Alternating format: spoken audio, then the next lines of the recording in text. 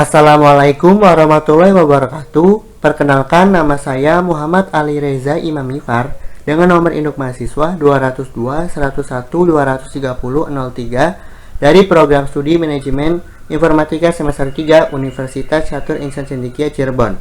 Di video kali ini saya akan menjelaskan video UTS mata kuliah komunikasi data yang diampu oleh dosen saya yaitu Ibu Lina Nurhan mengenai bagaimana perkembangan komunikasi data sejak dahulu hingga sekarang dan pemanfaatan komunikasi data di lingkungan sekitar kita. Oke, kita lanjut ke penjelasan perkembangan komunikasi data.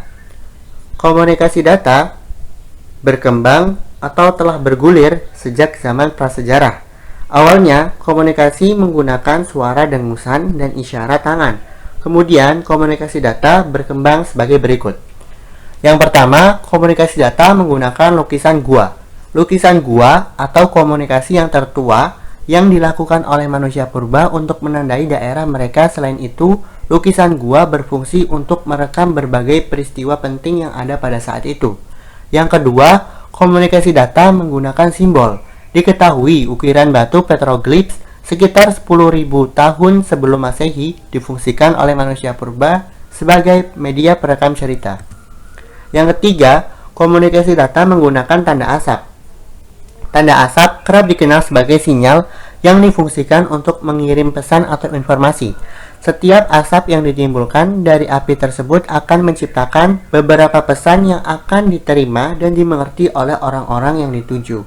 Yang keempat, komunikasi data menggunakan burung merpati. Merpati bisa digunakan sebagai alat komunikasi karena mampu mengetahui arah mereka terbang dan menuju rumah mereka bahkan setelah melalui perjalanan yang panjang dan jauh.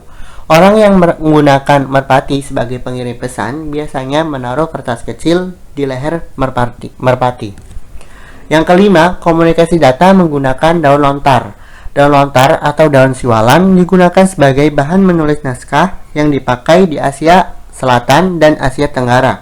Di Nusantara banyak ditemukan naskah lontar diantaranya dari Jawa, Sunda, Bali, Madura, Lombok, dan Sulawesi Selatan. Naskah dari daun lontar tersebut paling tinggi atau paling lama berusia 100-150 tahun. Yang keenam, komunikasi data menggunakan sistem pos. Setelah berkembangnya zaman, manusia semakin sadar untuk menghentikan penggunaan merpati sebagai pengirim pesan dan beralih dengan menggunakan jasa kurir. Sistem pos ini membuat seseorang yang ingin mengirimkan pesan harus mengirimkannya ke orang lain dan akan dikirimkan ke penerima lewat layanan pos. Dalam sistem pos ini memerlukan adanya penggunaan kotak surat. Yang ketujuh, komunikasi data menggunakan koran. Koran atau yang dulu dikenal sebagai surat kabar merupakan teknologi komunikasi yang masih digunakan hingga saat ini. Surat kabar atau koran berisi tentang penyampaian sebuah berita yang disampaikan secara tertulis serta berbagai peristiwa-peristiwa yang sedang berlangsung saat itu. Yang kedelapan, komunikasi data menggunakan radio. Munculnya teknologi komunikasi media cetak berupa koran disusul dengan kemunculan radio. Radio sendiri merupakan sebuah teknologi komunikasi yang dapat menghasilkan suara dan memberikan berita serta hiburan untuk masyarakat. Yang kesembilan, komunikasi data menggunakan telegraf. Telegraf menjadi alat komunikasi listrik pertama yang dapat mengirim pesan berupa teks. Telegraf diciptakan untuk mempermudah masyarakat dalam mengirim pesan dalam bentuk teks untuk membantu menyebarkan informasi ke penjuru negeri. Yang ke-10, komunikasi data menggunakan pager. Pager atau radio panggil adalah alat komunikasi yang populer pada tahun 90-an yang dipakai untuk mengirim dan menerima pesan pendek. Yang ke-11, komunikasi data menggunakan telepon. Telepon menjadi penemuan yang memegang peranan penting pada saat itu. Alat komunikasi ini memberikan akses untuk penggunanya dalam mengirimkan suara dan akan diubah menjadi sebuah sinyal. Sinyal tersebut kemudian akan disalurkan menggunakan kabel dan disampaikan kepada penerima.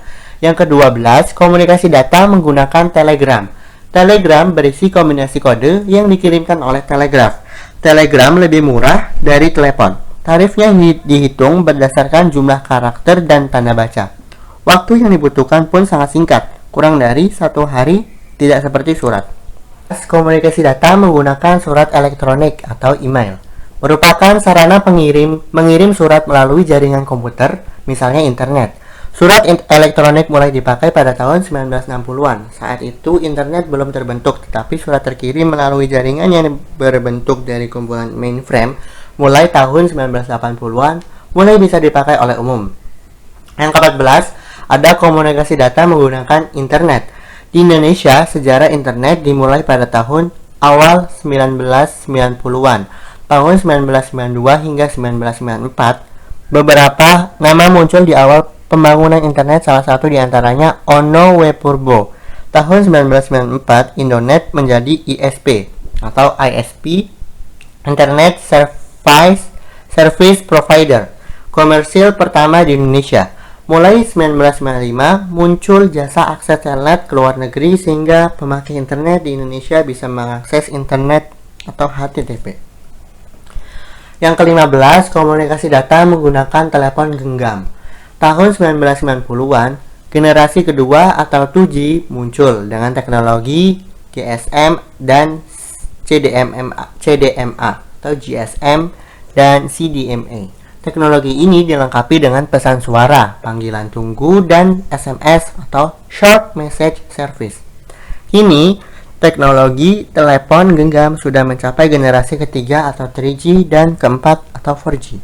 Teknologi ini memberikan jangkauan yang lebih luas lagi termasuk internet. Yang ke-16, komunikasi data menggunakan pesan instan atau instant messaging. Pesan instan merupakan sebuah teknologi internet di mana para pengguna jaringan internet dapat mengirimkan pesan-pesan singkat pada saat yang bersamaan atau real time. Istilah pesan instan ini mengacu pada teknologi yang dipopulerkan oleh Amerika Online atau AOL, kemudian diikuti Yahoo Messenger, Google, dan Microsoft Windows Live Messenger. Yang ke-17, yang terakhir, komunikasi data menggunakan Mobile Chat Messenger. Mobile Chat Messenger hampir sama seperti pesan instan, namun diaplikasikan ke dalam sebuah handphone atau smartphone yang berteknologi tinggi. Ini bisa menggantikan penggunaan layanan SMS yang lebih komplit disertai dengan fitur-fitur menarik dan notifikasi. Ada banyak sekali aplikasi chat yang sangat terkenal. Sebagai contoh, BlackBerry Messenger, WhatsApp, eBuddy, Meet33, dan Nimbus. Dan pembahasan selanjutnya tentang pemanfaatan komunikasi data. Apa saja sih manfaat dari komunikasi data? Yang pertama, data sharing. Dengan adanya fasilitas ini, setiap komputer dapat menggunakan data pada komputer lain sehingga akan menghemat waktu dan memudahkan suatu pekerjaan. Terlebih lagi jika jarak antar komputer berjauhan. Yang kedua, program sharing. Aplikasi-aplikasi tertentu bisa dijalankan dari komputer lain di jaringan. Biasanya, file-file aplikasi pokok disimpan di server dari jaringan agar kemudian bisa diinstal melalui jaringan komputer.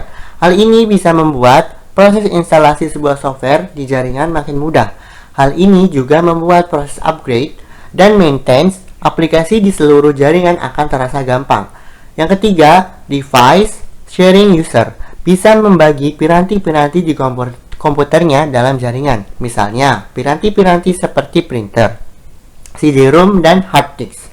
Ketika dipasangkan dalam jaringan komputer, bisa men-share piranti di komputer mereka yang memungkinkan pengguna komputer lain mengakses piranti tersebut seolah berada di komputer mereka sendiri. Dengan ini, penggunaan sebuah piranti akan lebih efisien. Misalnya, satu buah printer bisa dipakai oleh banyak pengguna komputer yang terhubung ke jaringan. Yang keempat, ada hubungan antara perangkat yang berbeda memungkinkan user untuk berkomunikasi dengan berbagai media seperti email dan konferensi video. Hal ini memungkinkan karena teks, suara, gambar, dan video dapat ditransmisikan di sepanjang jaringan komputer sebagai data. Komunikasi tersebut dapat dilakukan di jaringan komputer lokal maupun internet.